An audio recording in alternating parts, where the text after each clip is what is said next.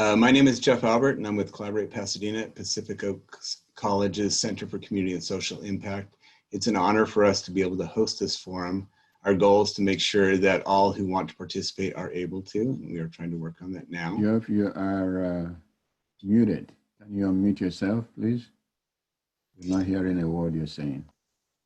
I am speaking. Are you on the Spanish language channel? I can hear you. Okay. Can hear you. I think everyone else can hear you. Okay. We are offering this in English and Spanish. There is a little round icon down at the bottom towards the right-hand side of the screen. And you can choose English or Spanish to hear the original English content or the Spanish interpretation. We are also streaming this in Spanish live on YouTube, the K-Learn channel, and on the Pasadena Unified Facebook page. We ask that everybody except the presenter keeps muted to reduce background noise and audio interference. I will be posting in the chat where live stream can happen. So if you know somebody that can't get in and are able to message them or email them with the live stream information, that would be appreciated. So in order for everyone to have an equitable opportunity to comment and or ask questions, we're taking the questions via email, a Google form, and the Pusd hotline. Questions will be collected and grouped and addressed during the second half of the meeting. Links for these will be found in the chat box. I'll paste them throughout the meeting. And so please use either the Google form, the email, which is communications@Pusd, or the Pusd hotline. I will paste those as soon as I'm done talking. I will be monitoring the chat in case there are any logistical problems or questions, but anything relating to the presentation, please follow those other links. Right now, I'd like to introduce Dr. Miller, who's going to facilitate the presentation and will field questions at the end. Thank you for that, Jeff, and thank you as always for Pacific Oaks for partnering with Pasadena Unified School District. We appreciate everything that you do. Good evening, everyone, and welcome to our virtual parent forum on behalf of our school board, Board of Education, and our superintendent, Dr. Brian McDonald. We wish to welcome you.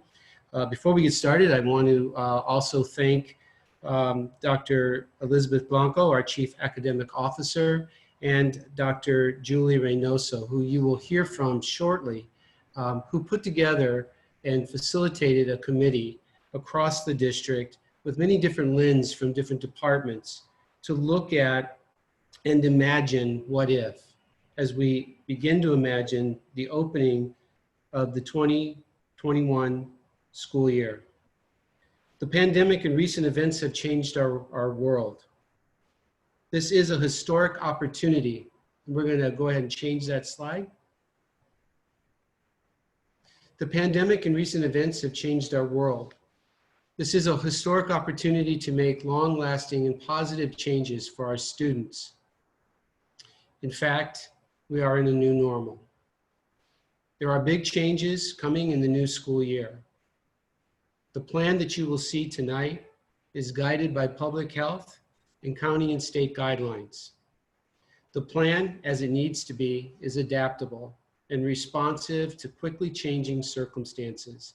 And in fact, if you were watching the news today, you will have seen that the COVID-19 and the changes that are happening in our county and in our state and also across the nation needs to give us all pause.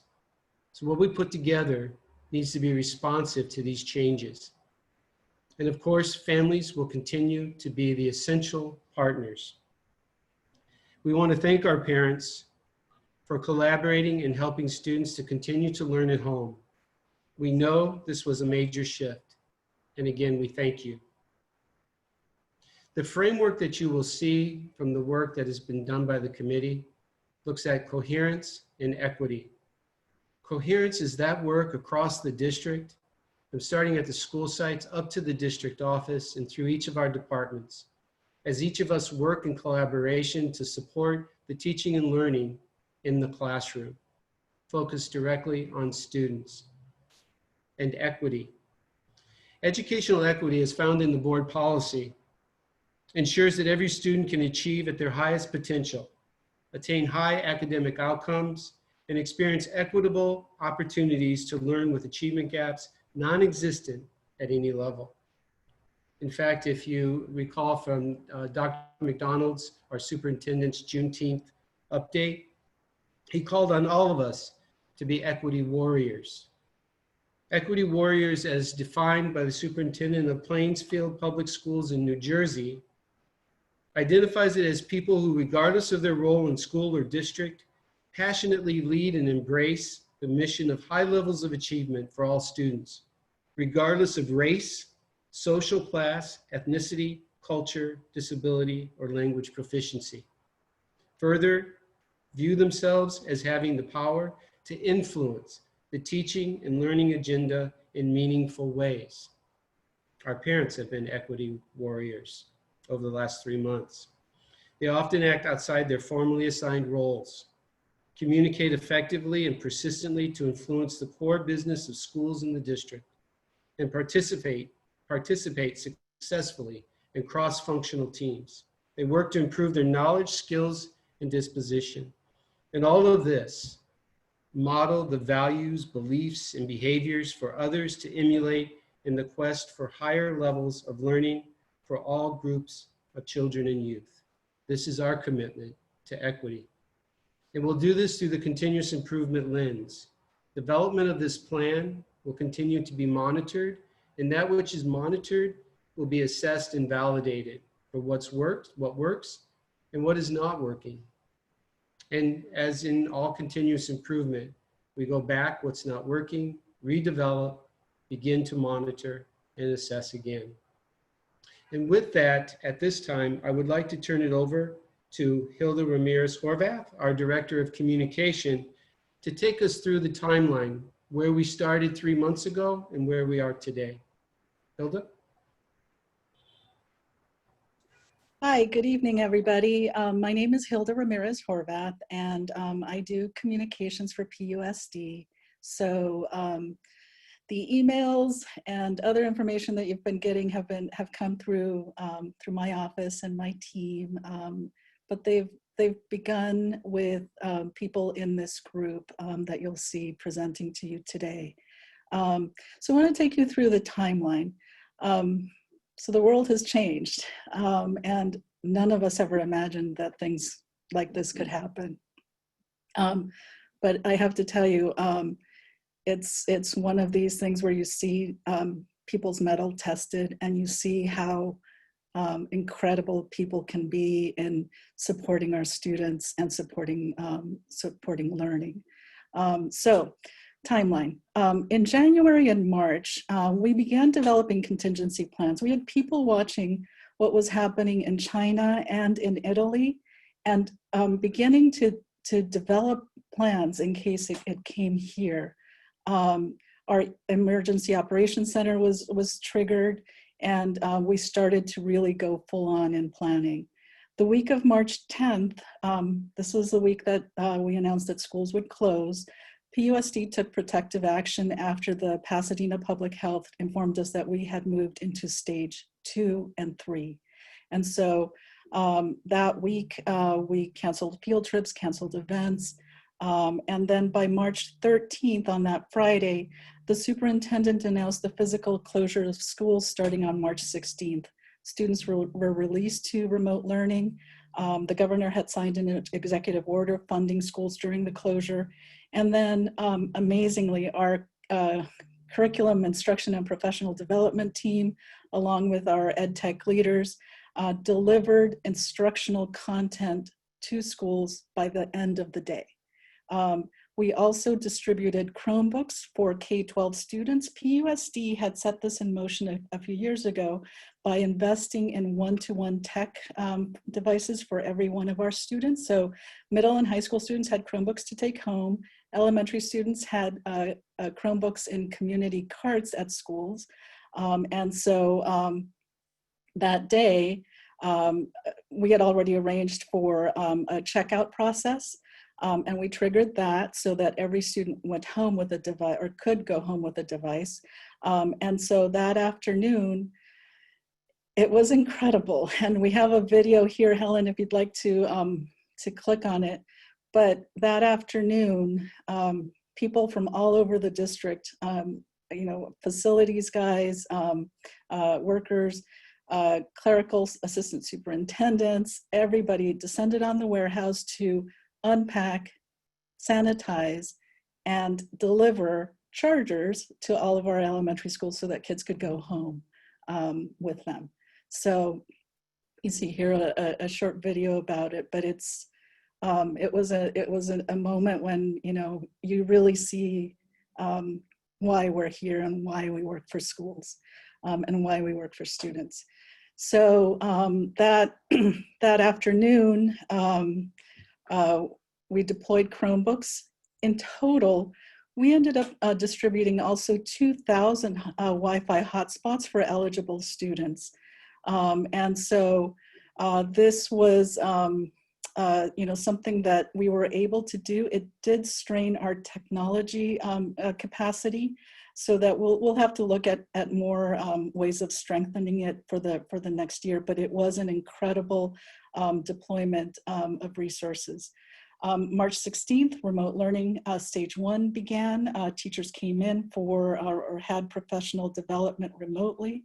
And the next day, March 17th, we opened 7 grab-and-go meal distribution sites.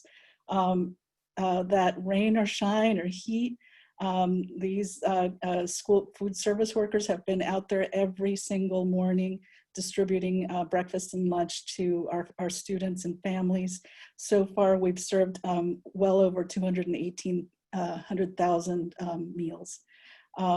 March 20th, after the governor issued an order, we transitioned to virtual service, extended the physical closure of schools through May 28th, through the end of the school year. During this time, we had already begun to look at reopening plans and guidelines. And then the events of that week of June with the death of George Floyd, we took a turn and really doubled down on what our intention is as a school community. And just last Thursday on June 18th, the Board of Education unanimously adopted a commitment to Black students resolution that will guide our work in the months and the years ahead.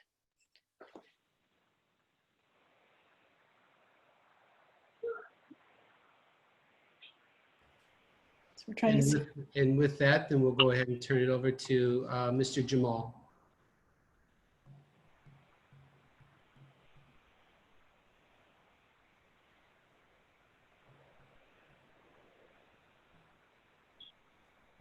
Steve, TJ had trouble getting on. It's coming. Is he coming?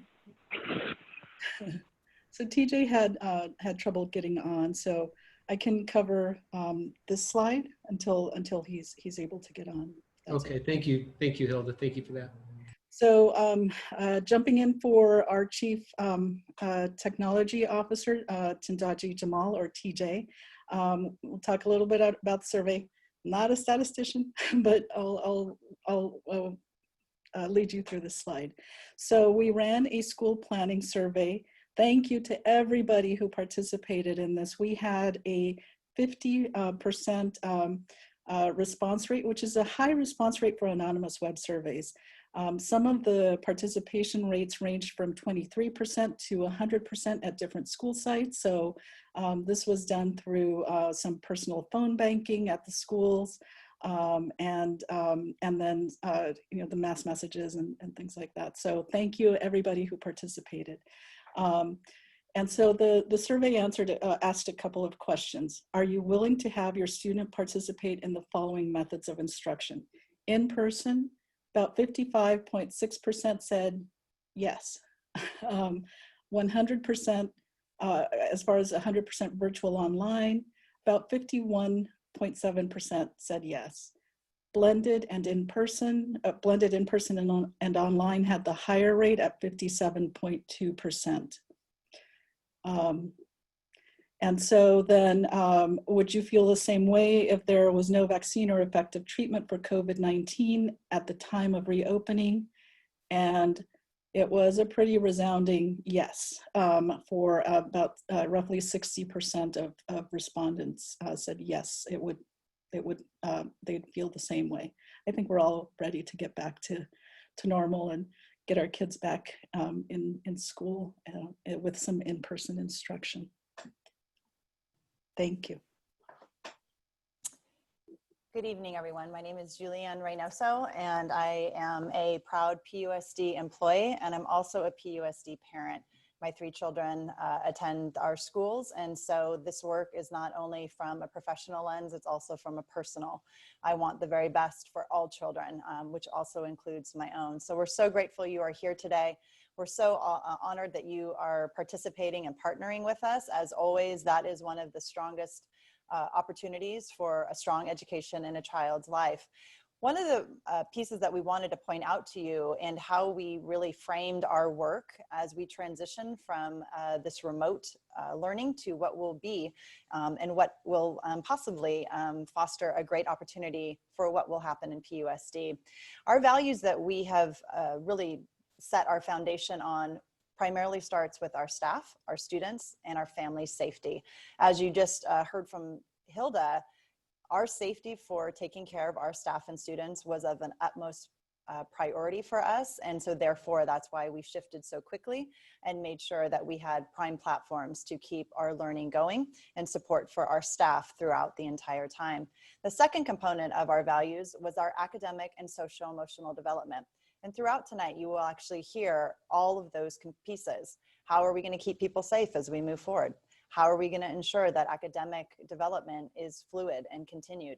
And making sure that all the while our social and emotional of our students, our staff, and our parents is at our prime consideration. And then finally, our families and student staff voice. As you just heard from Hilda, we have taken great pride in making sure that all along the way that we are communicating and receiving information back so that we can make informed decisions, build structures, and have learning platforms that support all of our students in PUSD. We're excited about the opportunity of what will be. We have learned so much. As you heard from Dr. Miller, the continuous improvement opportunity allows us to reflect, refine, and at times even abandon things that we know don't create an equity-based opportunity for who we serve in PUSD. And what better time than this disturbance to make a change in Pasadena Unified School District. So this evening you will actually be guided through a couple of questions. And our first question that we are going to begin is, how will our children be kept safe at school at all times? I'm proud to say that this has always been a prime consideration for what we're doing, but given the consideration and the transition, it will now look a bit different. So our first value aims to look at our health and safety of our staff, and and our students and our families. And I'm going to turn it over to my great colleague, Ann Rector, who's our director of our health programs, who's been instrumental in every piece of what you will hear tonight, guiding us and keeping us connected and being informed by facts. Take it away, Ann. Okay, thank you, Julie. Hi, my name is Ann Rector. I'm the Director of Health Programs and Services for the Pasadena Unified School District. I'm going to go over some important facts for you as they relate to reopening schools and safety and health. Number one, it is really important that Pasadena Unified stay connected to the Pasadena Public Health Department. We are very fortunate to have our own public city health department here in Pasadena, which works in collaboration with LA County. There are only 3 city public health departments in the state of California. We are one. The other 2 are Berkeley and Long Beach. So this is a real asset to have here in the school district, to have our own public health officials right in our backyard wanting to help us all the time. The health officers will guide us regarding the current infection rate and the stages of reopening Los Angeles County. Of course, the infection rate is of utmost concern as there is community spread. So we will keep in touch with them and make sure that we have a plan for all aspects of opening schools. So it's Pasadena Public Health, it's LA County Department of Public Health, and it's the California Department of Public Health. It is this time that we also need to make plans for special education students with disabilities who may have a one-to-one aid or have underlying medical conditions. So we understand if they return to school, if their parents choose to send them back to school, that we are ready for that. The second point that we've been working on is called risk reduction. You see it there as saying teaching and reinforcing hand washing, avoiding contact with touching your face. So we need to teach these things to our students.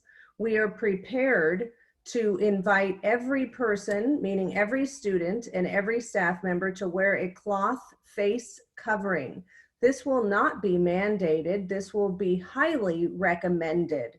We need to provide you and our students with lessons or educational materials on how to wash the face covering, how to properly wash your hands. We want teachers teaching lessons on hand washing. We need younger students, meaning under the age of 6, to have frequent lessons and reminders. We might need to go in and observe and watch them wash their hands. We need to ask the smaller children to space themselves out while they're waiting in line to wash their hands. And we need to supervise hand washing.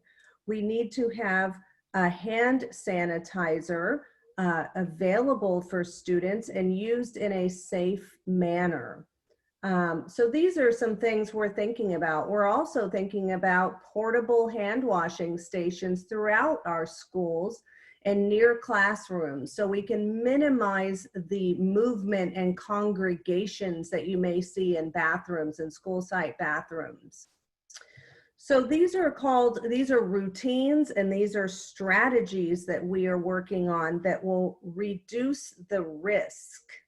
The next thing is on your list there is what I call Infection Control 101. And that means that we are disinfecting, we are cleaning, and we are looking at high touch areas such as door handles, light switches, sink handles, bathroom surfaces, tables, desks, chairs. We have to look at all these things and we have to do frequent sanitation. We also want to limit the use of shared playground equipment, and we want to favor physical activities that require less contact with surfaces. We really want to limit sharing of objects and equipment such as toys, games, art supplies, to the extent practicable. Where allowed, we're going to clean and disinfect these common surfaces. We have a list of the materials or supplies that we need to use to clean things.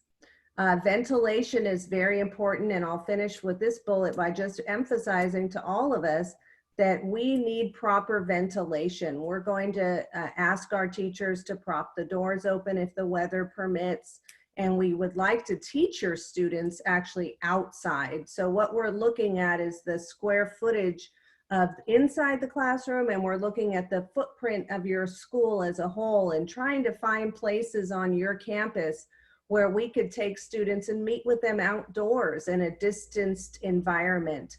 We have learned that this virus does not like wind, and it doesn't seem to transmit as well outdoors. So the next bullet point talks to you about distancing. I think you've all heard a lot about physical distancing. We also call it social distancing. So we are working hard on arrival to school and departure from school. So you're going to see a very different environment at the arrival and the departure. Not only are we opening windows and doors, but we're trying to minimize contact between students.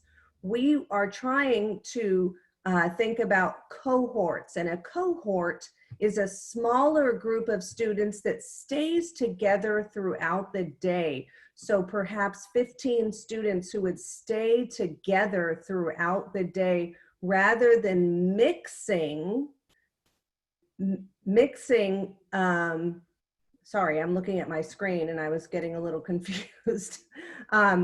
Rather than mixing students, if they're mixing, we would have more problems if we had an infection with one student. We would then have many other students involved due to contact tracing. We have to do that if somebody's positive.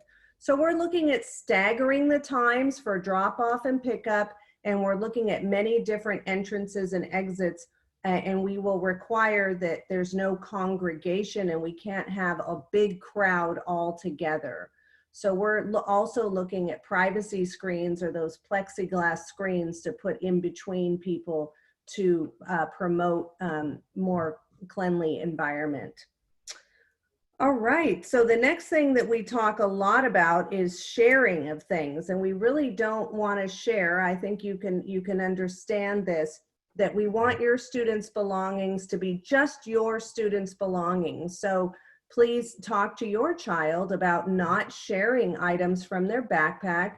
We were not going to, we don't really want that at all. And we want individual storage containers, like plastic containers that will hold your students' pencils and things that belong to them. And then we want to take those home at night so you can clean them, and we just don't want them passing things around. We obviously need to ensure that we have adequate supplies, so we don't have a lot of sharing, and we're working on that. We definitely don't want them sharing electronic devices, clothing or toys or books and games as much as possible. We're just really hoping that with coaching and the students' participation, it's very important we have your student participating with us in this effort so they buy into this new normal of distancing and risk reduction, which is face masks and washing of hands.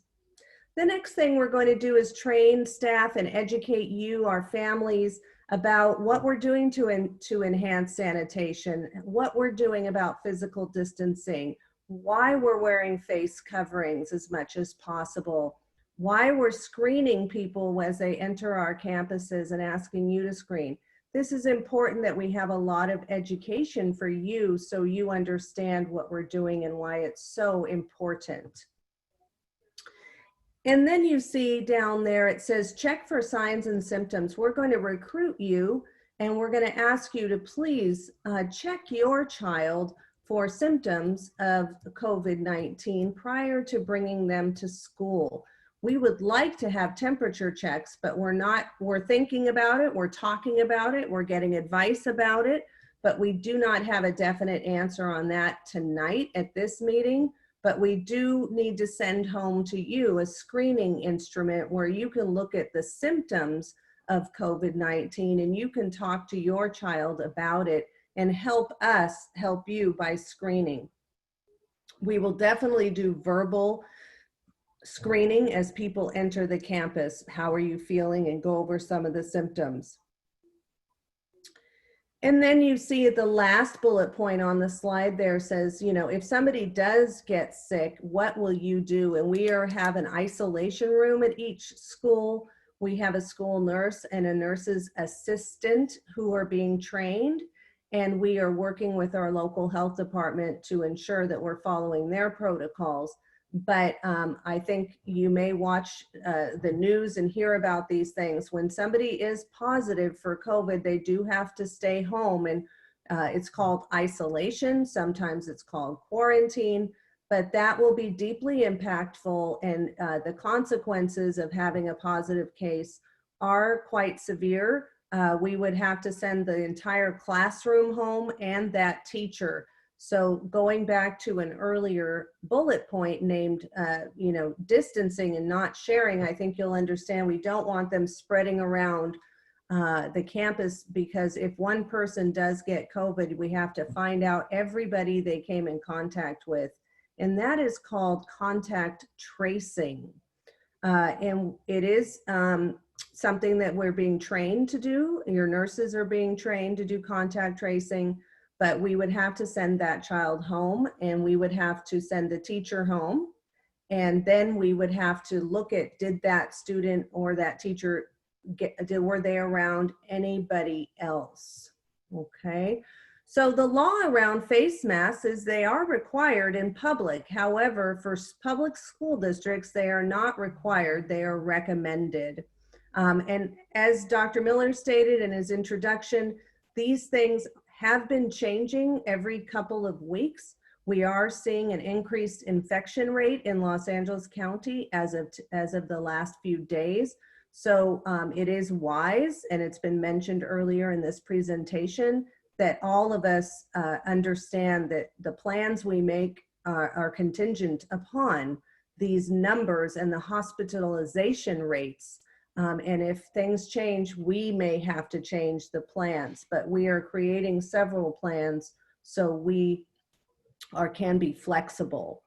So we do have an isolation room, and we will have to deal with positive cases if that happens in our schools. That will finish my short presentation this evening, and I'm going to pass this next slide on to Laura Chilean. Thank you. Thank you, Anne. Thank you so much. Good evening, everyone. I am Laura Chilean. I am a licensed clinical social worker with the Child Welfare Attendance and Safety Office. And I'm going to talk to you a little bit today about mental health services and student well-being. Really important, previous slide, please. Oops. 2 slides back, I believe there we go. Perfect, thank you. So early identification of students in need of mental health services and referrals to services is key this upcoming year. It's always been key, but really this year, early identification. And in the past, we've used what's called a universal screener. It's a tool that helps us identify needs in students, mental health needs, also academic needs as well. So that'll help us to identify needs and then refer these students to the appropriate mental health services. Also, what we want to do as a district is engage our staff in professional development so that they're able to learn and how to identify symptoms, what symptoms and concerns to look out for in our students, and where and how to refer these students. Also, district-wide, we want to promote messaging to remove stigma around mental health services and to really understand the benefits of receiving these services. And currently, our school websites, or actually our district website, our child welfare attendance and safety website, as well as our COVID-specific website for PUSD, has a wealth of information about mental health services that are available, wellness resources, and we want to make sure that our school sites also include these resources on their specific websites as well, so it's easily accessible for you as parents and caregivers. We also want to provide information district-wide about available resources within a district, internally, and within the community. And I'm going to break that down in just a second. And we will inform you on how to access telehealth, remote delivery of mental health services, and where to receive these services. Also, the district has been fortunate enough to receive several grants that are going to help us expand our student mental health services, meaning more clinical social workers on our campuses assigned to our school sites, more Master of Social Work interns providing services. So we're very fortunate to have received these grants so we can expand our resources and provide services to more and more students. So we have what is called a mental health consortium. It consists of 7 LA County Department of Mental Health agencies. These are agencies within our community, and we have existing MOUs with these agencies. So it's Pacific Clinics, Foothill Family, Hathaway Sycamores, Seville, PUSD Mental Health Services, 5 Acres, I'm missing one, Health Sites. So these 7 agencies, they primarily provide services to students with Medi-Cal. They do have some indigent funding where they're able to provide services to students with no insurance or private insurance, but really they provide services to students with Medi-Cal. And each of these agencies, they've been assigned to a handful of our select school sites, and they're school-based, they provide school-based services. However, this year, from March and on, they have shifted to telehealth remote delivery of services. So they provide services via platforms like this, via telephone, because it is safer currently. And the plan may be that next year this does continue, telehealth does continue, but if it is safe to go into the campus to provide face-to-face services, that will be an option as well, and parents will have that option as well. So those are external agencies that we have existing MOUs with. Internally, we have PUSD's Child Welfare Attendance and Safety Department, and through this department, this is the department I work for, we have Master of Social Work interns, and they are assigned to school sites. They provide school-based mental health services. They're going to find out 100. They are able to provide services to students who are either privately insured, uninsured, for some reason or another, they don't meet medical necessity to be serviced by one of our agencies. Our interns may be able to take these students on. And so we also have licensed and unlicensed clinical social workers through this department, and they provide supervision of these interns. They provide district level support of mental health services. They are the crisis team. So they provide more general services district-wide. And if for some reason the student is unable to be seen by a mental health agency, as listed before, or maybe an intern or clinical social worker from within, then we do have other community agencies where we are able to refer our students to. If for some reason you have private insurance, you'd like to use your insurance, we are here to help link you to these services, help you identify and link you to therapists within the area that accept your insurance. Where if you have Kaiser, we're able to link you and help you navigate the Kaiser system to receive services through Kaiser. But I do know that everybody has shifted to telehealth for the time being, and services are delivered remotely currently.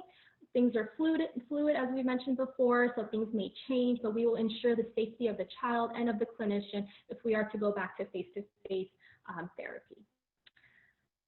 So this does conclude my portion, but I do know that Dr. Erickson Hokkien is up next after 3 me. years later, am I right? Again. I'm happy to, Dr. Miller and Hilda, I'm happy to read his slides. He has given me some notes. He has texted me some key pointers, so I'm happy to read his slides if that's okay. Yes, that would be helpful, Laura, if you would like to Could anybody else say anything here? Yes, so I'm going to go ahead and let Laura begin, and then I'll come in and add pieces of it. So go ahead, Laura. You're going to have to possibly Really speak up. wrap it up. Go ahead. Thank you. So Dr. Erickson Hokkien, he is the Assistant Superintendent of School Support Services. He oversees many departments, and one of the key things that he oversees is attendance and social emotional support and what's called positive behavioral interventions and supports. So trauma-informed and PBI efforts will be utilized as part of each school's Tier 1 universal interventions as students transition back into the fall. Trauma-informed efforts will be coupled with PBIS universal supports and will carry forward at each of our sites. Universal Tier 1 supports will allow students to reacclimate back to school. Essentially, Tier 1 universal supports, they heighten school connectedness. The CWAS team will be meeting with each school site PBIS team in order to ensure facilitation of these efforts. So that covers the PBIS. And as far as attendance, so record keeping, pending guidance and guidelines from LACO on how to collect attendance for 2020-2021. So we are waiting guidelines and direction from LACO. The latest update from LACO was that there was no change in statute, so all instructional time and attendance for apportionment rules still apply for the new school year. And then so the goal for attendance is attendance recovery. As we eventually transition back into the classroom this fall, we should be prepared to see more new and unique challenges that are related to student attendance. And recommendations, so with the possibility of a small percentage of students being a no-show in the fall, PUSD is taking efforts to make sure outreach efforts are in place. One example is an attendance recovery outreach initiative, which would involve communication to identify families with the support of community partners. Also, our principals have worked on attendance plans with emphasis of outreach in the fall, in the event that students in need of additional support to ensure positive attendance and engagement. And then, so there are 2 links for your reference as well, and these are just sample templates of the effort that we just mentioned right now. And that does conclude Dr. Hokkien's presentation. Thank you for that, Laura. And we'll have more information regarding the attendance procedures, and attendance taking. I think at this time, we're going to move to our Assistant Superintendent of Instruction, I believe, Dr. Reynoso. Yes, thank you, Dr. Miller. Again, my name is Julian Reynoso. And so what we're going to be focusing on is our second question this evening is what will school look like for my child when we return? And the point in which we are going to draw your attention is that we really identified, thanks to many developers within PUSD, all stakeholders were involved, all departments were involved, our bargaining units were involved, so that we could have perspective. And thankfully, to the results of our surveys that we've put out, this is a result of how this has been guided, as well as looking to the county, looking to Pasadena Public Health, and looking to our CDE for always guiding us in our decisions. Our phases were as followed. We looked at a phase 1, which would have been considered our most restrictive. This would be utilized if we were really at a point where we could not return physically to a campus for face-to-face learning. And this can always be utilized if, in fact, there happens to have anything that happens at a campus or within a classroom that we would have to pivot and continue our learning.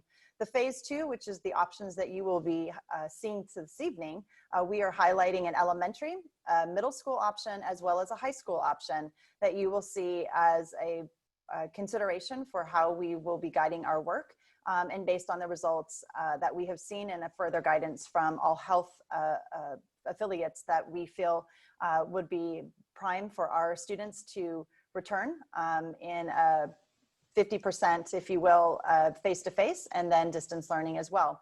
Our phase 3 would be our least restrictive, and this would be after we have refined and reflected on what has happened either in phase 1 and in phase 2. So the first slide that you see here is our elementary option, and our elementary option captures our students that would be in the elementary, pre-K, TK, through 5th grade. So if you have a student in that area, please listen closely, and hopefully we will ensure some ideas for you to consider. So what we're looking at is a Monday on the dashboard would be utilized for staff trainings as they are now, as well as staff and teacher planning. We would also be building in opportunities for synchronous and asynchronous learning and instruction. As Laura mentioned, we also are obligated to the instructional minutes by the CDE that we need to comply with, so that has been built in as well. Our day really comprises a couple of things. We are looking at a 3-hour and 45-minute day. We have cohorted students, so I will call your attention to either the green or the blue, but I'm going to focus on the green because it duplicates in the blue.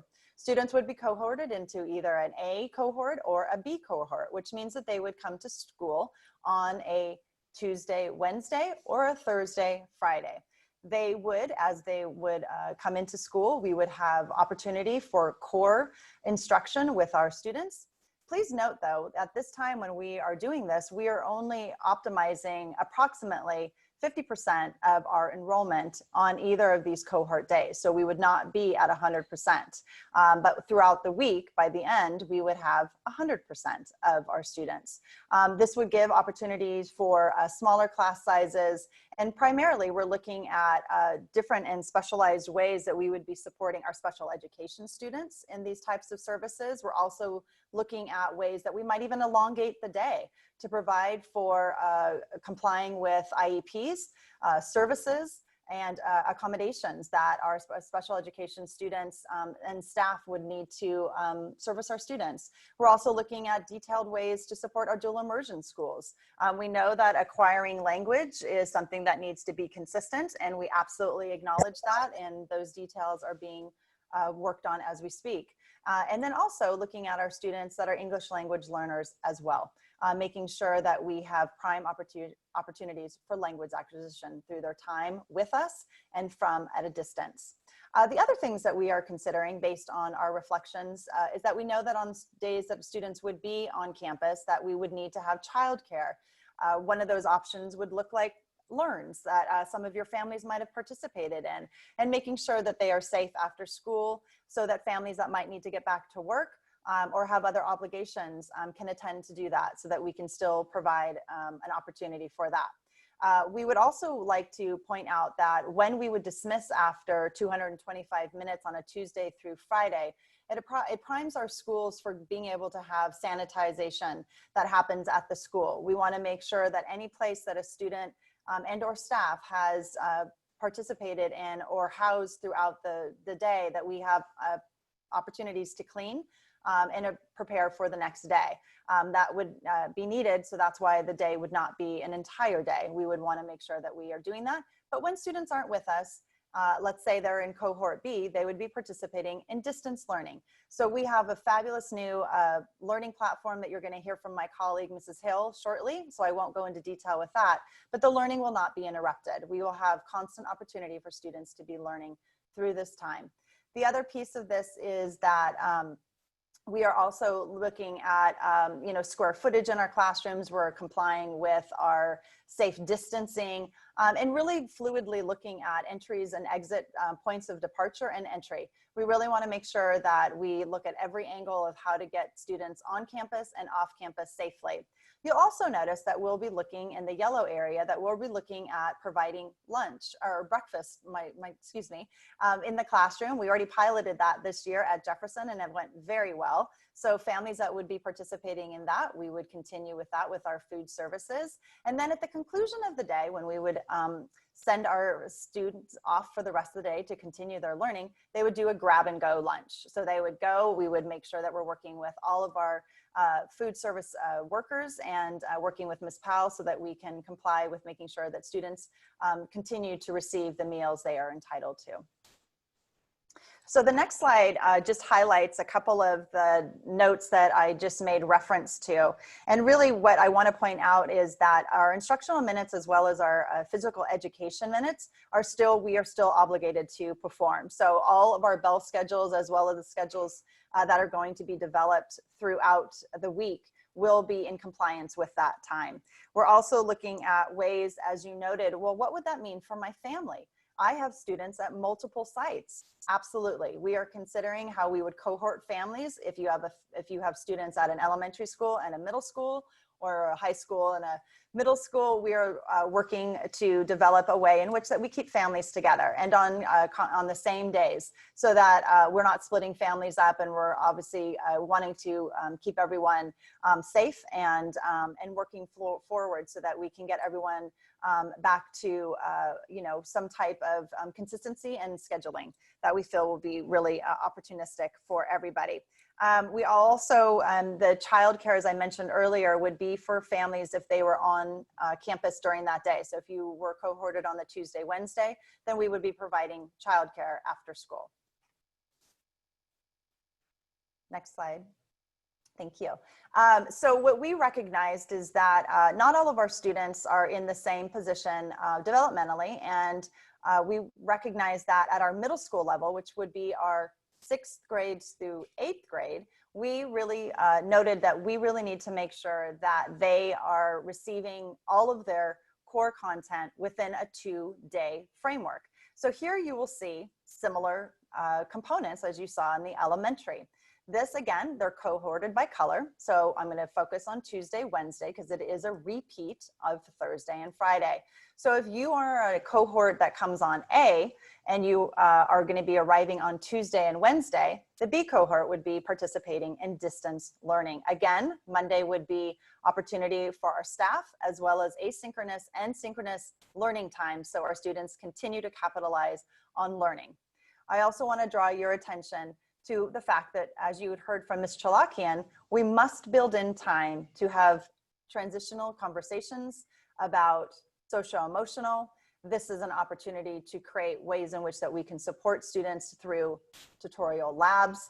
This is an opportunity for us to enlist all types of staff in PUSD to maximize how they will support and learning will go through their learning day. So we really want to maximize that. We also have to account for passing. Obviously, they would not be in what's different about the secondary is they would not be in the same class all day long. So again, we'd have to create ways in which students would be transitioning and safely traveling to their next place or classroom. It is important for me to point out at this time that we've been given full opportunity to use every ounce of our campuses, from outside to gyms, to cafetoriums, to auditoriums. They all become learning platforms for our students and for our staff. We do this because, again, we need to keep everybody safe. And so we're very excited about how we can do that and do that safely. And then finally, they would also conclude their day with a grab and go lunch. We did build in, just like an elementary, we would have a recess. At our secondaries, 6 through 12, we don't do recess, but we would provide an opportunity for nutrition. Now, what you're not seeing, and I want to point out again, is that in secondary, all the way through all of our K-12, is that we are mandated to have physical education. That is something we take seriously, and it is something that we are looking through.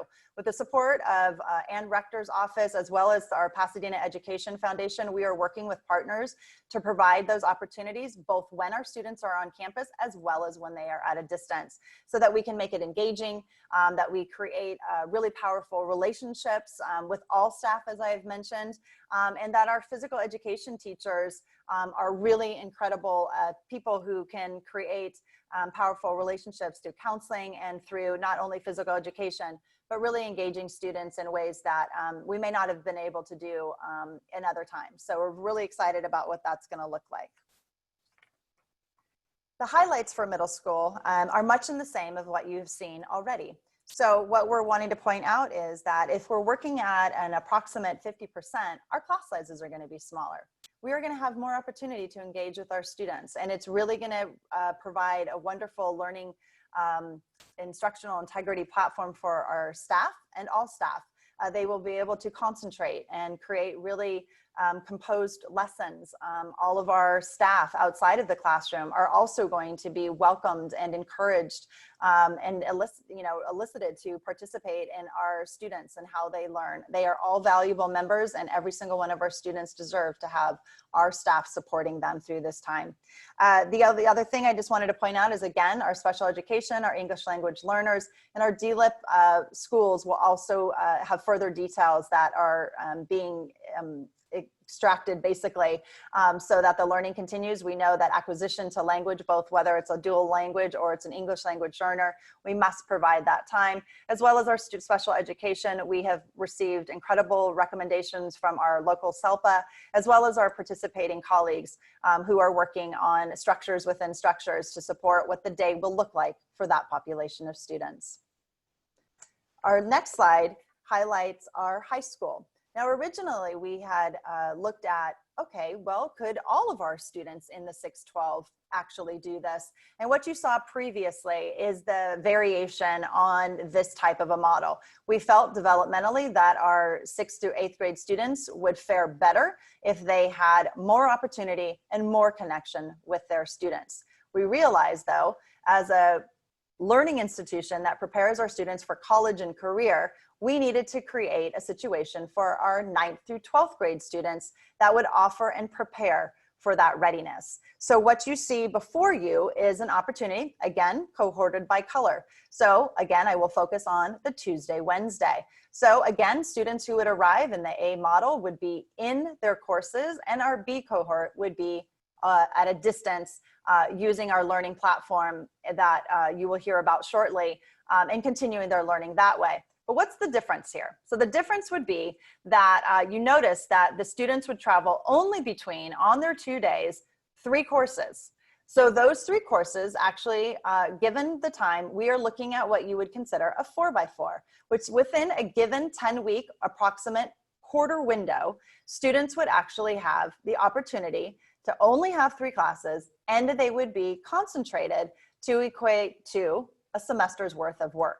We have found through our time, through remote learning, that having our students travel between 0 period and a 7th period is quite a lot for our students to be successful with. And so therefore, we have created a way in which we feel that our students will be most successful. We will also provide opportunities for staff to concentrate their efforts in a way that is beneficial for our students. Again, this is about equity, and this is about reaching our students, as well as creating platforms for our staff to meet the needs of both families and students in these types of situations. So we are excited about the idea of what this will mean for our students. Having 3 high schoolers in my household, we've talked quite a bit about this, and the idea of really concentrating that.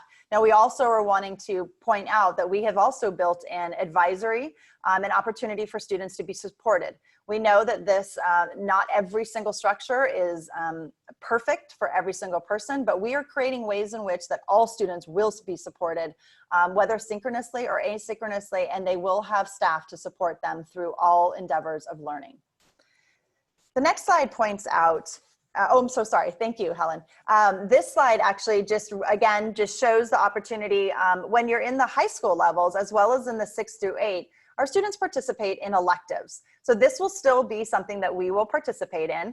Each of our schools, both at the standalone 6-8s, our Marshall and our Blairs that are 6-12s, our K-8s like our McKinley, and our standalone high schools, as well as our adult education and our continuation high schools, we will have signature programs that are already there that we will enlist to make sure that students still have opportunity to before and after school opportunities such as drama and the arts and other ways in which that our students need to thrive and be connected to their schooling. That is of utmost consideration for us. It is not just about core. We need to make sure that our students have the full package, although just limited when they are with us in person. And the next slide, just give, again, just some highlights as to, I just want to draw your attention to the fact that, as we look at these items, that they all have reflected really our values, which is, our safety for every single person that walks on our campus and departs from our campus. We look at how the emotional and the academic welfare and development is imparted to all staff and students. It is not just, our clients are our students. They are the most prized possession, but we also have to take care of the employees on our campus so that they also can be successful in their delivery and their sustainability of building a powerful new PUSD. We are also very proud to note that when we derive all of this information, we've had great members from Mrs. Hill's team, curriculum and instruction, also professional development that is supporting all of our students, all of our staff through this process. And so this has been really an incredible integration of all departments in PUSD, as well as our partners with our community, as well as our parents. And I'm going to turn it over now to my colleague, Mrs. Hill, to take us through our next question. Thank you, Julie. So you've actually reached the final question in our presentation, which is, what will teaching and learning be like for my child? As Julie mentioned, my name is Helen Chan Hill. I am PUSD's Director of Curriculum Instruction and Professional Development. But more importantly, in this time, I am also a fellow PUSD parent of 2 elementary age kids. So I know that everything that's been presented up until this point has likely filled a lot of questions in your mind, and trust that the team here at PUSD is grappling with those questions with new information day to day as we receive it. I know that I'm also addressing an audience that may have our teachers and our staff as well. And this next section is something that I think will provide maybe one certainty for what this would look like as we move into the school year. So teaching and learning, the guarantee that I can give to you is that it will be blended as we go into the 2021 school year. And blended comes with a lot of definitions, but primarily in PUSD, what this means is that there's going to be a combination of in-class time and distance interaction for the students.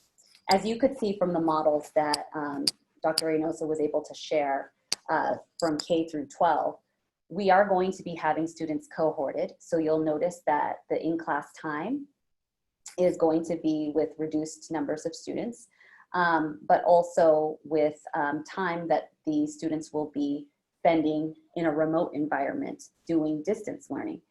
We still are expecting to take care of 5 days of instruction per child, but of course in this modified setting. We're also working pretty heavily through professional development and other supports to make sure that our teachers in this new normal are equipped to be able to do that in a effective way. So what I wanted to share with you is that because of these demands that we can all predict, we needed to be very flexible. We wanted to make sure that we had the tools in place to make sure that we were nimble in case there were intermittent closures, in case the cohort models needed to be adjusted, et cetera, as we enter. So one investment that our ITS department very intelligently made was to move our learning management system to Canvas. I wanted to draw your attention to the icon that's on the right so that you can get familiar with that. It will appear on your students' Clever dashboard, and teachers have been working very hard throughout the start of the summer and actually even the close of the school year to get to know the system. But please know that we're in the early stages of making sure that that level of confidence and comfort is there so that we can make sure that we take care of your students as best as we can.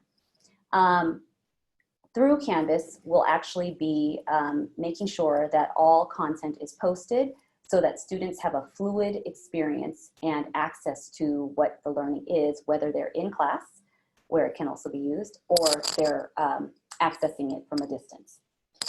The other section that I wanted to talk to you about, and I'm sorry that my sun is coming in, or the sunshine is coming in, is that teachers will actually be modifying the content of what they teach so that they'll be planning around key skills and knowledge for the unfinished learning that, that occurred in the spring. Now, a lot of this is based around research that occurred after Hurricane Katrina. The studies that were done after schools reopened from that natural disaster showed that doing committed time in the next school year on remediation only before they moved into the next grade level actually did not promote acceleration or movement of growth for students. And so the notion and what the research pointed to was that we should be focusing on the next grade level's content, but with a very key particular eye on content that would lead us to be able to mitigate gaps that may have occurred from things that students were not exposed to, or potentially even that slide that could have occurred in learning without the repetition that they normally would have. And so you'll notice that some of the focus areas that students are going to be doing in the next school year will actually be grade level standard, but with a vertical thread back to the grade level from which they came, so that we can make sure to check in on students' progress. So this takes me to the final thing that will definitely be known for next school year with respect to teaching and learning, and that's the diagnostic and progress monitoring part. This is otherwise known as, or more commonly known as, assessment. But the reason why I want to point out diagnostic and progress monitoring is that we're prioritizing assessment for those two purposes. Assessment has a lot of purposes, but those will be the two that really become the necessities for the school year. Diagnosing the student when they return to us in the fall will really give us a handle on what point do we need to begin with in terms of movement. And then progress monitoring throughout the school year will ensure that wherever your student is, we will be able to take that into account and work on the next growth step in whichever content area that is. So you'll also see that assessments are going to be prioritized to be done in person so that your student has a steady and stable testing environment. But should the need arise that some assessments have to be done during distance time in home or remote, I just wanted to stress that because of the priority around it being used for instruction and being used for progress monitoring, it's ideal for the student to be taking these assessments independently, so that a teacher can really see what a student is capable of doing on their own, so that they can best plan the instructional plan for them.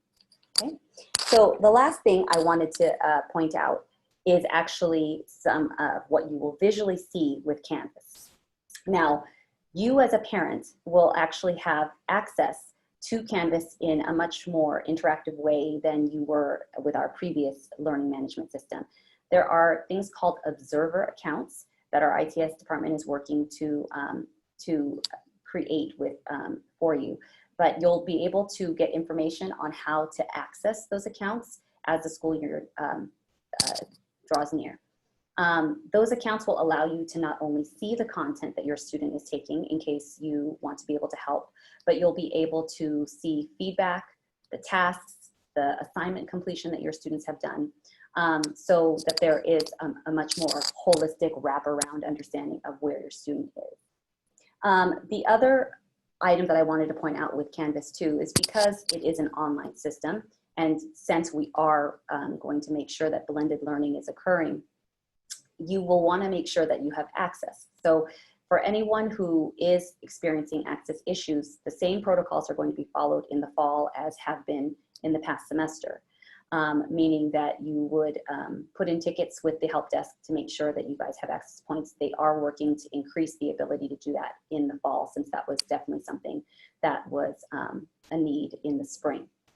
What is going to be slightly different though is that during emergency remote learning, you'll notice that you experience a lot of asynchronous instruction, meaning videos that were posted and lessons that were written or posted on the site.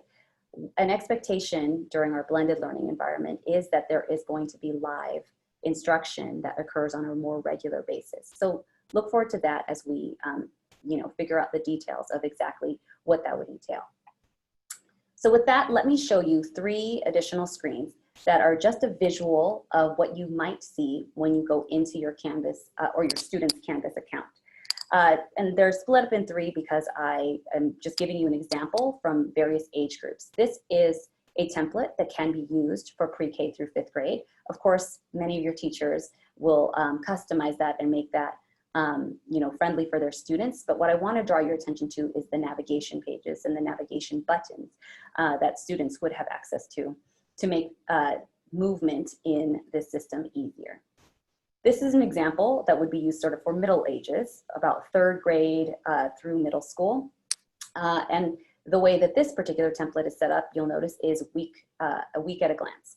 And so that's another way that teachers may organize that information. So again, students have a one-stop shop to make sure that they can access whatever it is that they need to do, whether in class or from a distance. And then finally, this is an example of what a high school page might look like.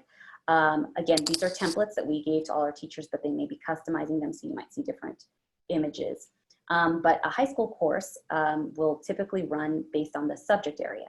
And so there will be more navigation buttons that are specific to that content and not just one button to the content. So with that, I hope that we've been able to provide you enough information to catch a glimpse into what we are planning for. But I know that the most important part is to hear what the next steps are. And for that, I will turn it back to our Chief of Human Resources, Dr. Stephen Miller. Thank you for that, Ms. Hill. We want to apologize that we have been maxed out for the entire presentation. So there are folks that did not get into the presentation, but this will be streamed starting tomorrow on YouTube as we work that out. Now we're going to move into our questions, and Hilda has been developing some of those questions as behind the scenes as folks have been sending them in and then grouping them together. So before we get into that, I'll talk about what are our next steps. So in discussion and planning, childcare for non-classroom days and grading are some areas that we're still reviewing at this time.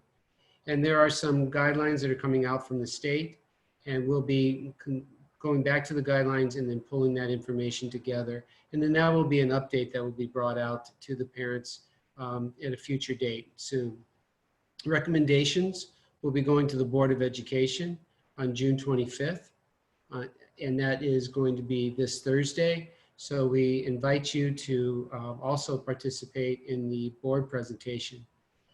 And then the next piece of work that we have to do is work with our labor partners.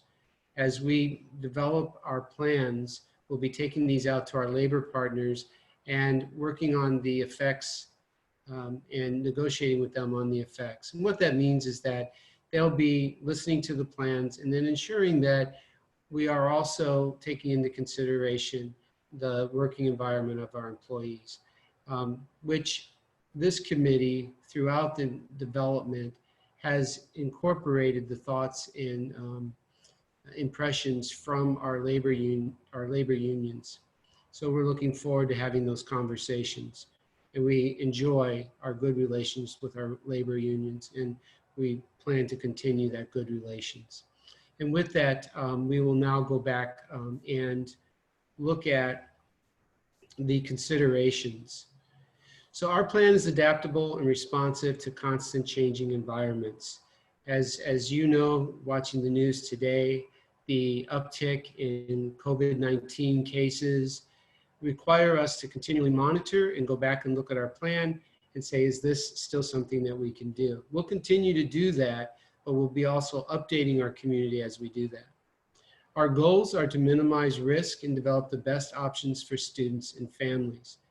So throughout this planning and throughout the leadership that has been shown in the development of this plan through the committee, is it continually has come back to how do we minimize risk and how do we ensure that every student is receiving the instruction and the teaching that they need. And that has been the driving force. A full plan will be presented again to the Board of Education this Thursday, and we invite you to participate also in that presentation. So Hilda, I think at this time we have some questions, and we can go through the questions and or comments. Okay. Hi, thank you, Steve. Thank you, team. All right, so the first group of questions is about attendance. So if a parent chooses in-person distance learning or blended, do all the choices have the same weight towards the average daily attendance?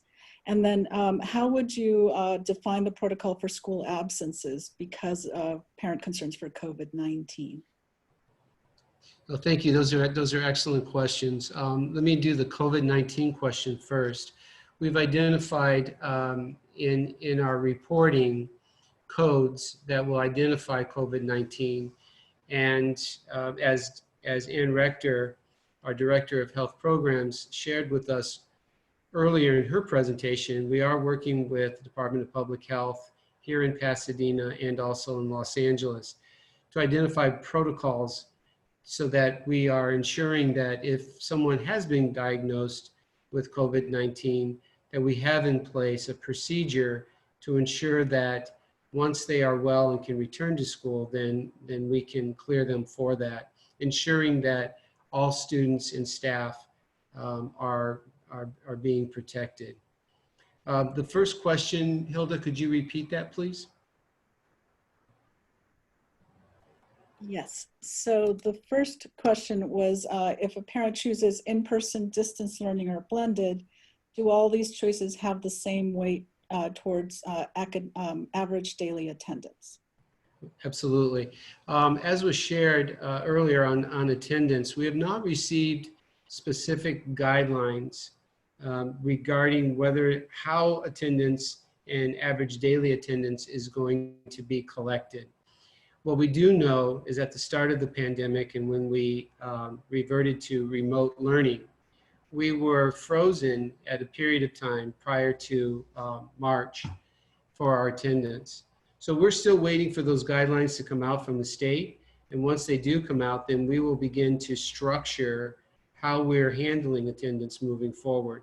That again is one of those areas that we continue to we're continuing to work on and build out. as we work on this plan. We've gotten a number of questions and comments about options for parents. Will there be an option for parents to keep their children home and do distance learning? And then will parents be able to change their minds halfway through the semester or the year?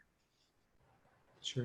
I think I'll go ahead and ask Dr. Reynoso if she would like to give the viewpoint if that conversation has come up within the committee and how that, what the committee has thought on that. And then if need be, I can come in behind that.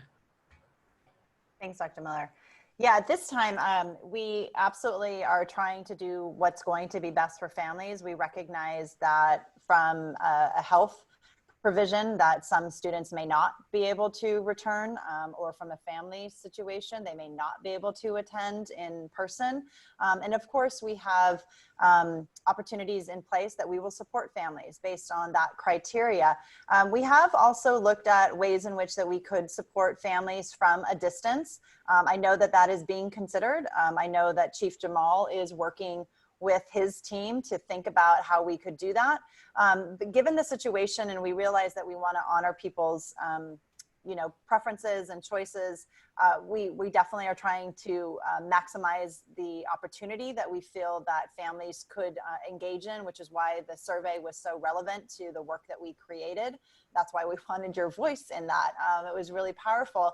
And then the second part of that is if they are feeling, okay, I'm ready to come back and I'm feeling like we've got a good plan, or we're having, hearing fabulous things from friends and families that our students are participating in. Absolutely. Our doors are always welcome. PUSD family is always welcome, whether you're choosing it from a distance or whether you're coming to be with us in person. We would love to have you there no matter what choice you make.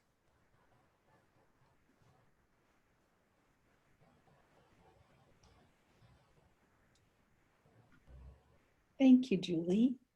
Okay, next question, Dr. Reynoso. Next question is, in terms of supporting parents who have, been working with kids at home for distance learning, what kind of support will be available for parents so that they can help their children at home on the days when instruction will be distance? Is that for me, Hilda? Oh, I had mute on, did I? I didn't know. I didn't know if it was me. Okay. Okay. Well, I was excited to answer because I just coincidentally have been having great conversations with our Parent Resource Center colleagues, Elizabeth Palomares and Suzanne Berberian, and really trying to develop ways in which that we can support our partners at home. Our parents have become our greatest allies. You give us your greatest gift, and we need to empower you to know what to do when you have your students at home. And we recognize that we also need to know what it is you need. We feel like we have been trying to get a pulse on that, but we know more is needed. We're also thinking about what that transition does look like when we're returning. So just as of this morning, fresh off the presses, we will be conducting some focus groups to identify what parents need. How will you continue and what you will need to continue to be successful, whether that's from a workshop model, whether that's layers of other opportunities to engage in Canvas, if that's something that we need. We also know that we probably need to have some guiding conversations about how to support our students when there's maybe uncertainty or anxiety that we may be experiencing. And we know that some of our families have done very well through this time, and we also know that some of our families have not fared well. So we are here to support you. You've heard from Laura Hokkien and Eric's department. We have various levels of interrelated opportunities, and we will be here to partner with you. You can be assured of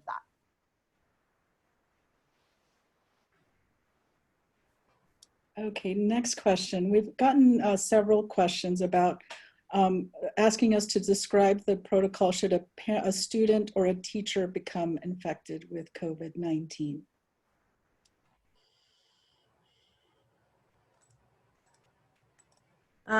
Thanks, Hilda. I would, the protocol when a person has been identified as a positive COVID-19 case has not been completely flushed out at this time. However, I do have a protocol that I believe will be the protocol, and that person will be removed, asked to stay home for 14 days. So this is what you've heard in other venues. I think maybe the question is also talking about what if somebody is sick at school? You don't know what they have. Maybe they have allergies. Maybe they have something else. When a student has a temperature of 100 degrees or more, they will be isolated in an isolation room, and their parents will be contacted to pick them up immediately and call their doctor to receive further assessment. Now, if that test is positive, now we all know sometimes it takes 3 days, sometimes 2 days for a test for COVID-19 to be returned. If it is positive, well, that's going to set off another whole protocol. So that means that that student is isolated, and then contact tracers will talk to the student and their parent about who they came into contact at school. We can do that contact tracing, but there's life after school, of course. So the contact tracer through the public health department or one of the school nurses in partnership with public health will identify other people that had close contact. Now, close contact now is identified as 20 minutes indoors and within 6 feet without a mask. So if you have that kind of situation, there's no mask and they got within 6 feet of each other for more than 15 or 20 minutes indoors, that is going to trigger another student being sent home for 14 days. If they were wearing masks and they were outdoors, I mean, it all depends on the situation, but masks have proven to be a wonderful way of preventing the transmission of COVID-19. Up to this morning, I read an article about 90% effective at stopping the transmission of COVID when you're indoors and there's a chance you might get within 6 feet. If you're staying more than 6 feet away, the student will be fine. But I don't want to go too long-winded here, but the bottom line is that we do have a protocol that will be set up to isolate those who are symptomatic, refer them for testing, and then follow up depending on that test. That goes for staff as well. And we also have like a designated place for emergencies where I have to isolate the kids. Can you mute yourself, please? That is, thank you. Okay, next question is about special education. What, if any, accommodations will be provided for children in special day classes where virtual learning is not an option?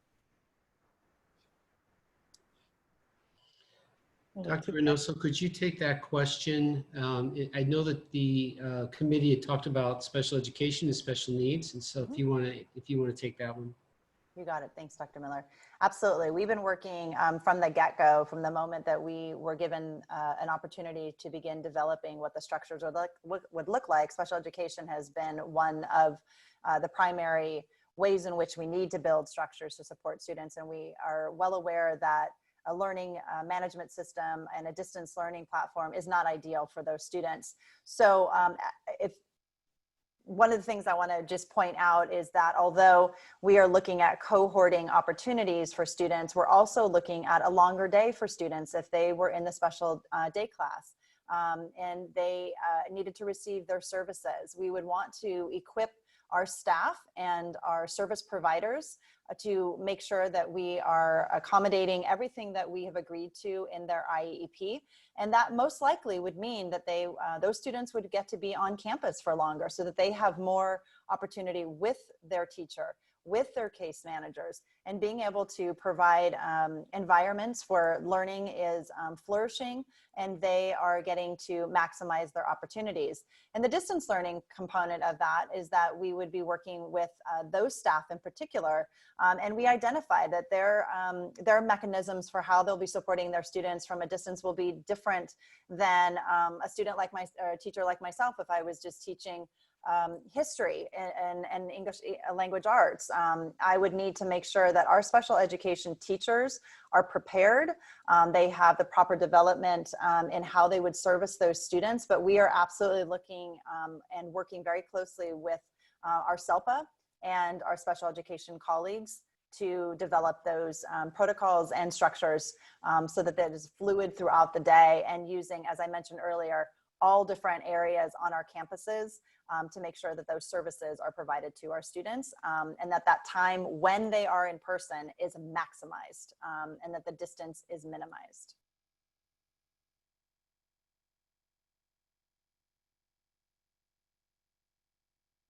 Thank you, Dr. Reynoso. Okay, next question is about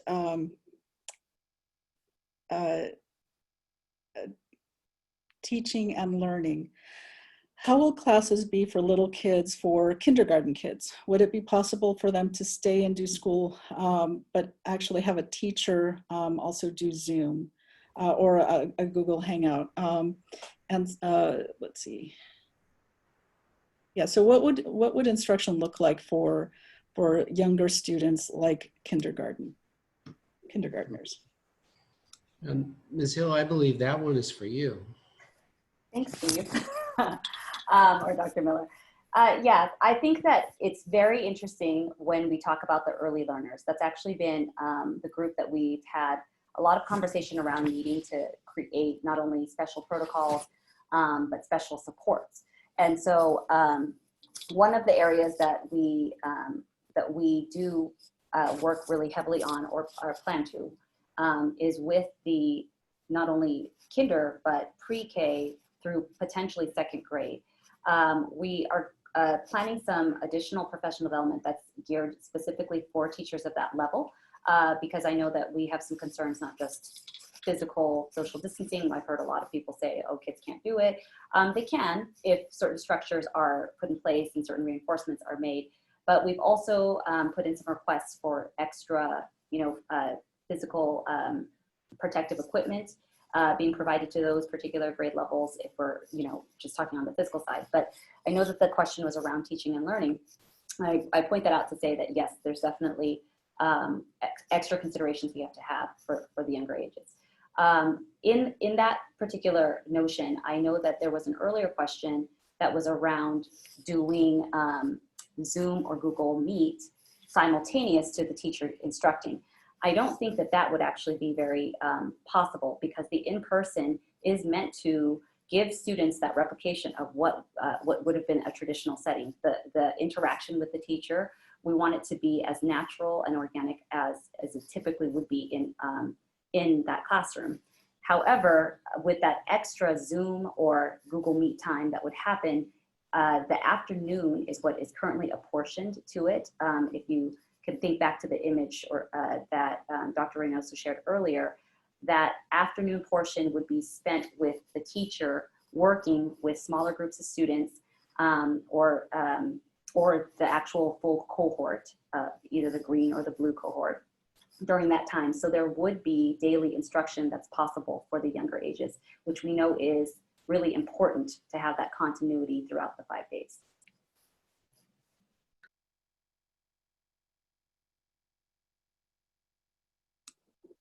Thank you, Helen. Okay, next question is about transitions for students like kindergartners, or students who are transitioning into different grade levels. So students going into 6th grade and then into 9th grade. What kind of activities or will be held for them? So I am guessing that this question is really about transitioning and identifying, sharing with them what they need to know in order to transition. So is that the question? Okay. Yeah, I think Dr. Reynoso, if we could talk about, and again, there are some other folks in the district I might ask this question of, but I don't think they're here with us. So, but I do know the committee talked about a lot of different things as I've gone through and read your report and your notes. If you could share some of the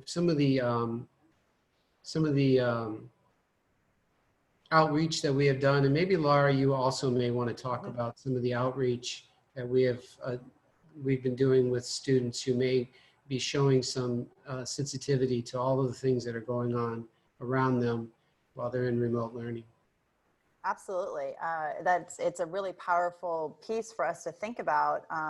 When I think about our youngest learners, our pre-K, TK, and kindergarten, they haven't experienced distance learning unless they were maybe a part of an early childhood program that wasn't PUSD. That's possible, but even if they were with us, we've had platforms to do that. We realize at the transition times when a fifth grader is going into sixth grade, what are they going to expect? You know, what's going to be expected of me as a parent, and what's expected from a child moving into what will be more independence, and how do we get them ready for that? And then also thinking about that transition to high school. Ninth grade is a leap.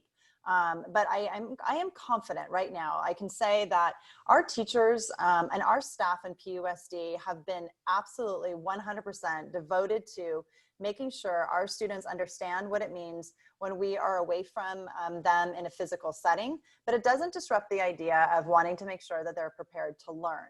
And learning doesn't mean sitting in a seat.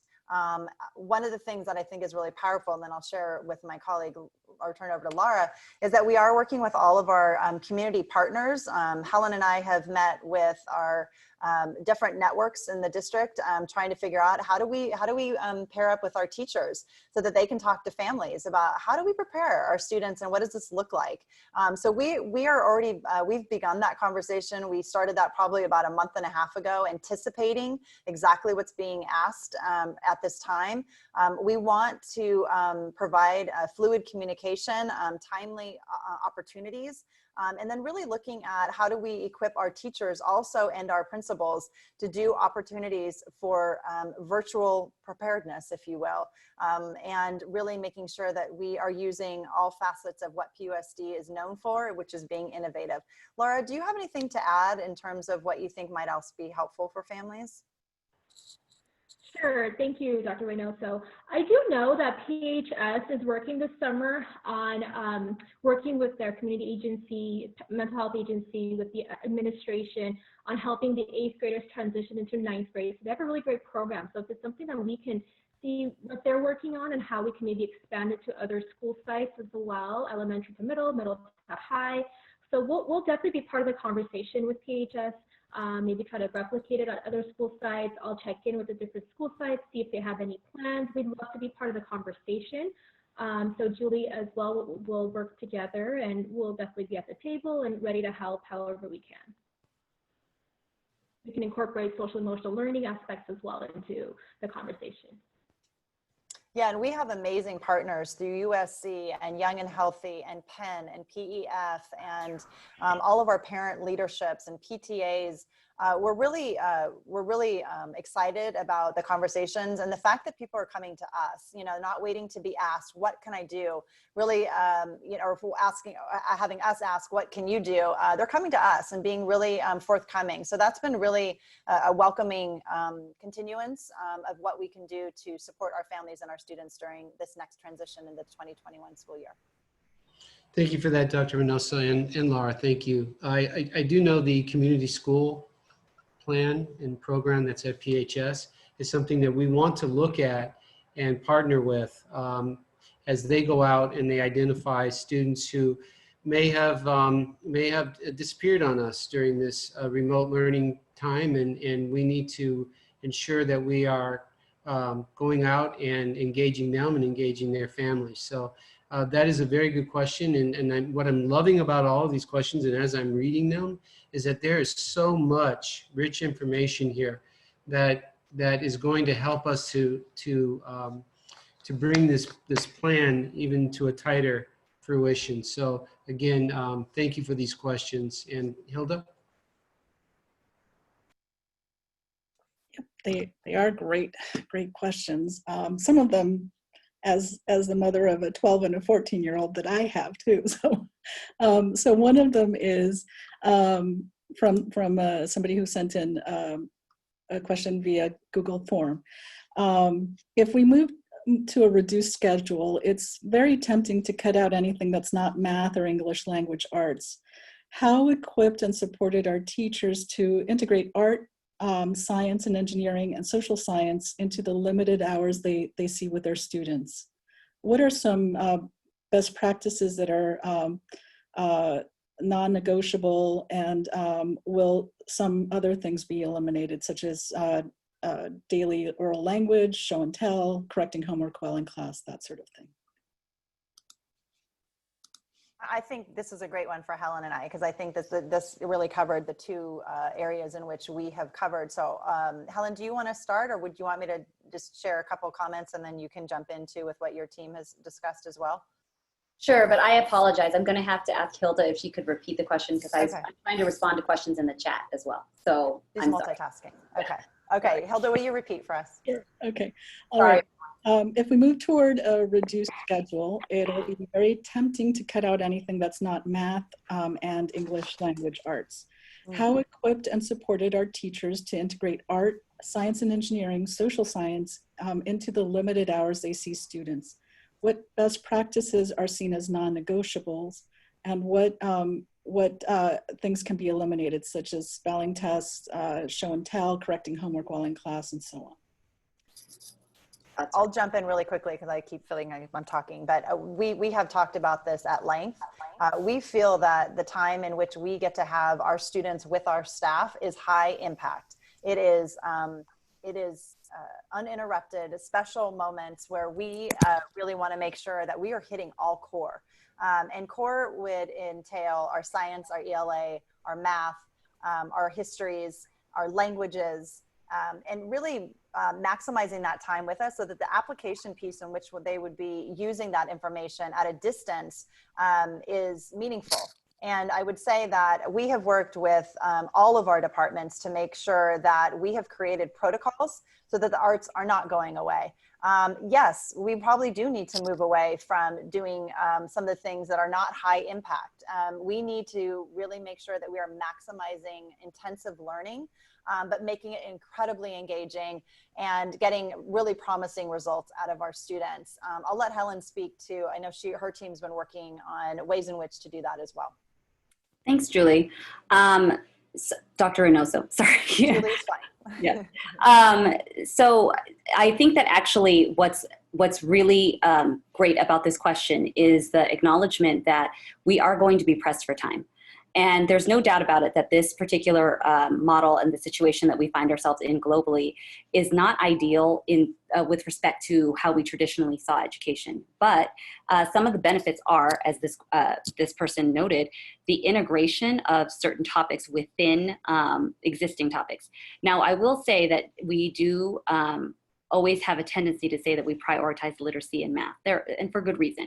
However, there is a very significant reason why the other subjects are things that we want to make sure are not lost in our curriculum. And so at the elementary grades, this is something that teachers do on a more fluid and organic basis, because typically they are self-contained. They already integrate a lot of science and STEM into their literacy. We actually had a crosswalk done with our reading leveled books around science so that it could hit literacy skills as well as science content. This is typically done also with social studies and current events. When we talk about research and analysis in literacy, it connects directly to social studies.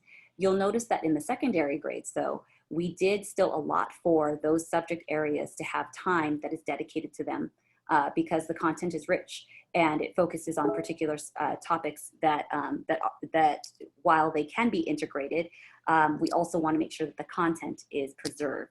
And so in the older grades, you'll notice that we will still ask for those to be done individually.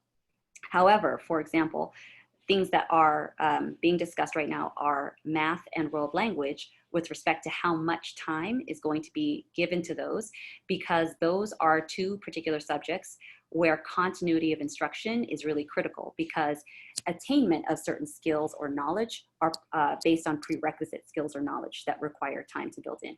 So we will be working on how we can do that with those particular content areas and the teachers that deliver them. The other item that I wanted to point out was that, for example, arts. I have a lot of examples because right now we're just talking about how to best do this with our teachers. Our arts coordinator and the secondary arts team has actually created implementation plans for reopening around instrumental music, visual arts, and dramatic arts, performing arts. Because each of those do typically require students to interact with one another and work in a community or in a band or orchestra. So we will have some specific considerations that even the state did not include in their reopening plan that we as a school district will be including in our reopening plan. And finally, the last point that I wanted to make about this is that we are actually following guidelines that have been put out by the National Institute for Excellence in Teaching. And one of the key points that they provided for us is a rubric, which I'm hesitant to say that there is a rubric because we're not going in and scoring teachers or parents on how well this is done. But what it does is it provides for us the ability to say, what are those best practices when it comes to preserving time for the most critical and essential skills, and how do we wean out what is not as prioritized, and therefore sort of gives us this moving scale for how to measure it, and then also for for the confirmation that this would be a good decision to do.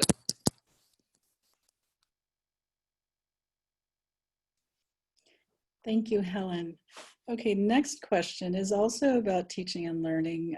And this one is, let's get to it here,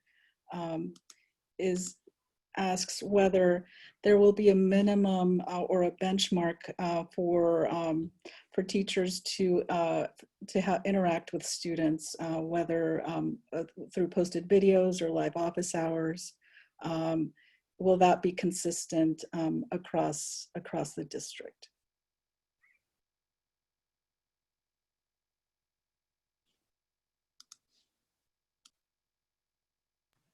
I'll jump in. I think we probably all could respond to this question. So maybe Helen and I and Laura or Dr. Miller wants to jump in as well. I think that given the circumstances of what we have been through and producing a prime opportunity for students in this last couple of months have given us a lot of opportunity to think, well, what's going to be different about going back? We have instructional minutes that we need to maximize. I would say that we are looking at definitely creating a better, I wouldn't say better, an improved way in which, an enhanced way, maybe that's the best word, enhanced way of what we're going to be doing with students when they're with us and when they're not with us. I know that Helen's team exclusively has really been working with all departments to really make sure that, one, staff is ready to do this, that they're prepared to support students when they are with us and when they are apart from us. That is, unequivocally the best way to do that is when people are prepared and they're confident and that they have a way in which they can do this. We know that without a doubt, they will do a beautiful job with that. But that's why we've been spending from the moment we got out of school up until right this very moment, making sure our staff is ready for what that transition and opportunity will be. But I'll leave it to Laura and Helen if they would like to jump in.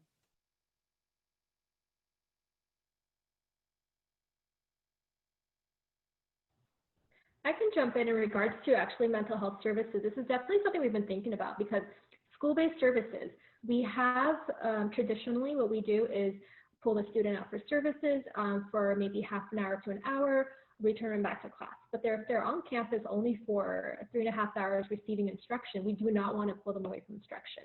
So we definitely have to be creative in the way in which we are going to deliver these services. If we are able to do it in person, perhaps if there is after school care, maybe during those hours, services could be delivered.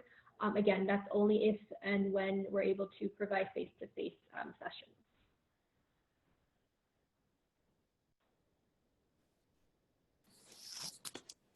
Hilda, I didn't know if you wanted me to add anything more. I just wanted to point out that I really apologize. I think because there's only one moderator right now in the chat, I'm unable to actually keep up with your questions. So I've just gone ahead and put everything back in the chat. So please redirect your questions to the website that's posted there, the form, so that we can capture them all, because we will also try to respond to questions that are frequent if we can't get to them on the call. And if they're not recorded there, they won't be transcribed from the chat. So I just wanted to make sure anyone who is still continuing to message there, that you go ahead and put your question into the Google form. Sorry. Thank you, Helen. Okay, a couple more questions. How will English learners be supported during this hybrid model?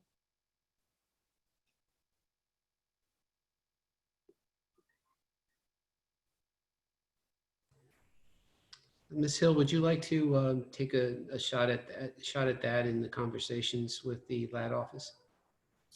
Sure. Can you repeat that question, Hilda? I'm sorry.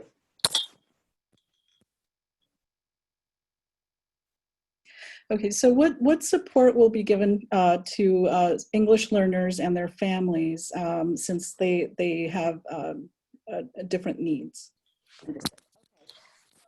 If I don't want to supersede if someone from our language assessment and development department is here, but I have been working with them on our educational content team. And we've had some conversations around the additional supports that English language learners are going to require. Some of the supports that the department is already considering is one through the LPAC assessment that is typically given during the school year. They're actually going to be reopening a window in this fall to make sure that we capture accurate scores for students, because so much of that helps with either reclassification or proper placement of students. So the first step that I know that the LAD department is hoping to support with is making sure that we properly identify where students' needs are, so that all of that information can be given to their attending teacher, and therefore appropriate instruction provided. The other is somehow utilizing this new structure that we're finding ourselves in to create the more instructional minutes for them to have small group or more one-on-one instruction. One of the areas that we've discussed with them in partnership is that a workshop model has been utilized pretty heavily for literacy instruction. And that workshop model does actually ask for teachers to break down whole group lessons into smaller groups and individual conferring. And what the LAD department would like to do is work with the literacy specialists to see how that can be done with respect to English language development. Could we use that similar model to make sure that a teacher has the time to not only attend to the English language skills, but also the ELD associated skills that would allow them to access the literacy skills in English. So that's definitely something that I will take back for them after this round of questioning to make sure that we flesh out with more detail for you. Okay, so I think we have time for about 2 more questions. These are around students in the dual language immersion program and how their learning will be supported since it relies so much on interaction. Would that be Helen? Yes, I can take that. Sorry, just trying to unmute. I can take that as well. I want you to know that with respect to the dual language question, my 2 students in PUSD are dual language students as well. So it's definitely something not only near and dear to my heart, but something that I got to witness during emergency remote learning to see, is this really how things should be? How could we do this better? So we are working, again, that's also a LADS department. We're working closely with them on that particular model. That is one of the reasons why, as I stated earlier, world language and math being 2 topics where daily instruction is recommended. We know that language instruction is not ideal done remotely. We think that a lot of what we need to do and change from emergency remote learning is to increase the number of live interactions the students get with their teacher, even when they're not in class. So rather than relying on asynchronous videos to teach the new content, that we're going to actually ask teachers to engage in more live meetings with their students. The other thing that has been done is the curriculum for both general ed as well as dual language is being adjusted to highlight those key essential skills. With language, the tricky part is that, as I mentioned earlier, it's prerequisite to understanding a language. In order to move on, you have to have certain things that are already taught. And so more time has to be devoted to acquiring the language, and some of that will then move on to using the language. But right now we are actually meeting with the dual language team tomorrow, actually at 9:30, to not that you guys are joining us, I don't know why I just gave you the time, but to actually work with them to determine how this should appear in the curriculum so that the teachers who are leading those particular grade levels and know best what their typical content is would be able to make the decisions that would vertically impact any other teachers that follow them. The other item is that we are looking at ways to provide additional tutoring time, perhaps not with the use of our teachers, but with more language and conversation opportunities for the students in dual language programs. This again is something that is still in formulation. We have met with the principals and the coaches of the dual language schools earlier before the school year ended, and now this will be our meeting with some of the teacher leaders.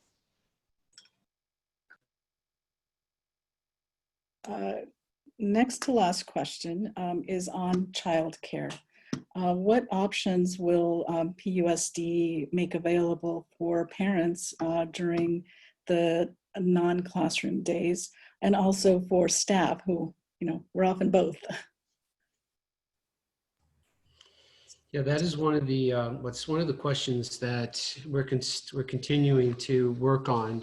We do know that there is some emergency childcare funding, and we're reaching out to other districts that are putting together some of their plans.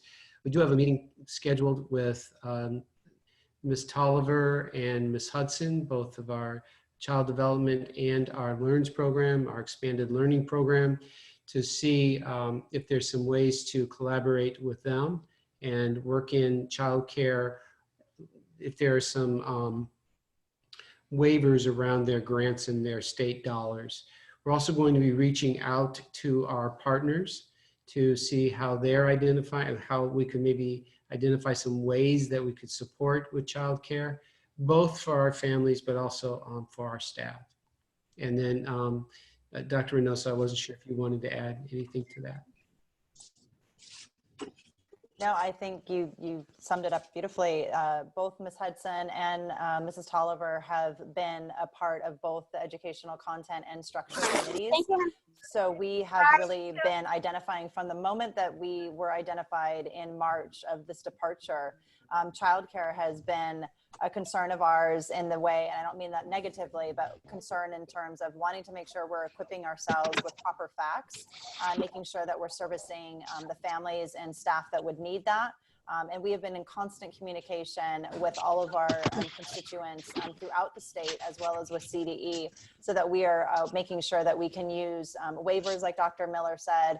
How do we maximize other areas? For example, over the last couple of years, we've had to close some of our early childhood pre-K classes due to the fact that we've some people have gone straight into TK or have utilized another early education option, but we have the facilities that are permitted, and in order to keep all families safe in a way to do that, we can just we're able to work with the state and release those for spaces so that we can maximize that type of childcare after school. We're also making sure that we're looking at every type of space that is available on a campus, so that we can look at all different types of childcare grants that we have in place.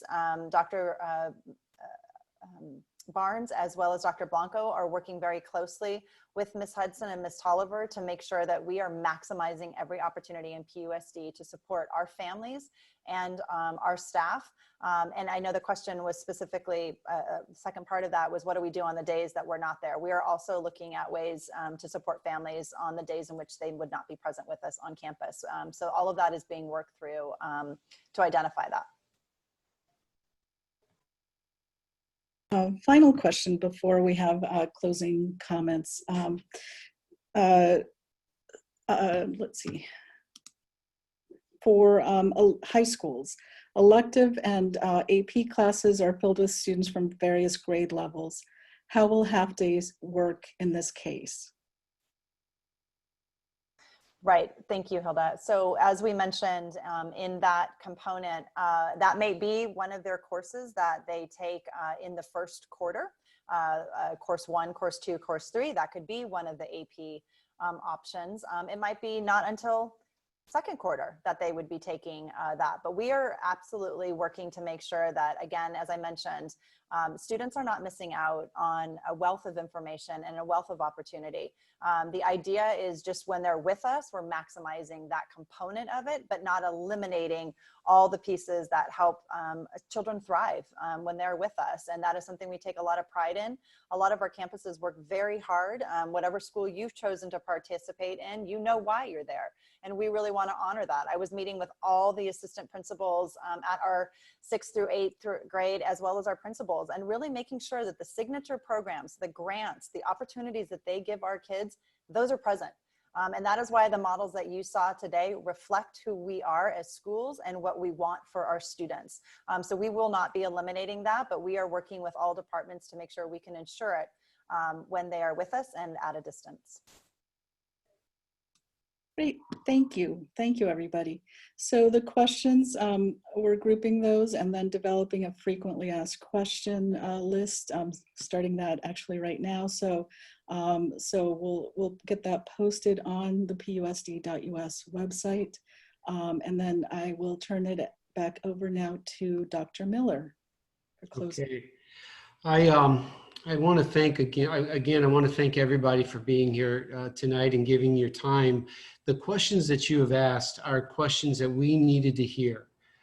You can see the passion that these folks have, and you only see a small number of everybody that's been working down here, working daily to put together this plan, because when we start up in the fall, we want to have the best plan that we can put together for your children. Having said that, we know we don't have all the answers, and we knew when we came to this meeting, we don't have all of the answers. But we also knew that we would walk away from this parent forum with a lot more questions that were going to help us get to those answers. And that's what you have done. So we truly appreciate the time that you have given us. I want to say to the team that's here, thank you. Thank you for your passion. Thank you for working long hours, putting together this plan. We believe that we are moving in the right direction, and we're going to have a timely rollout as we get closer to the start of school. This is going to help us. So having said that, I will close, and just again, we will be doing a board presentation on Thursday, and we invite you to be a part of that. And we'll be putting out the responses, or putting out responses in the groupings for these questions. So please look for that. And then I've been told that I know that there are some glitches with technology. I might be the chief of HR, but I am enough involved in the district to know there's been some glitches in technology, and we have worked hard to overcome them. So we'll have this presentation up on, I believe it's going to be on YouTube, and hopefully tomorrow, and making sure that our translation is in line also. So with that, I will say good night, unless somebody else would like to say something. I want to thank Jeff Albert at Collaborate Pasadena. I don't know if he's still on the line and can close out. Jeff? Absolutely. Jeff, we appreciate you more than you know. All right. Thank you. Good night, everybody.